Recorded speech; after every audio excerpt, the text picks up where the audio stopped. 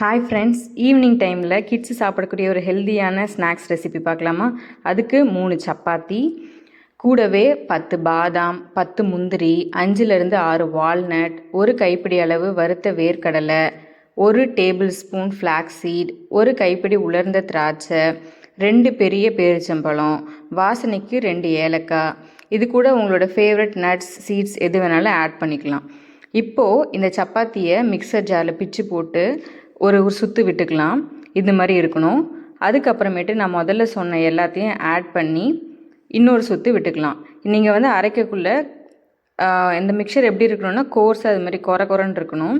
இதை இப்படியேவும் நீங்கள் சாப்பிட கொடுக்கலாம்.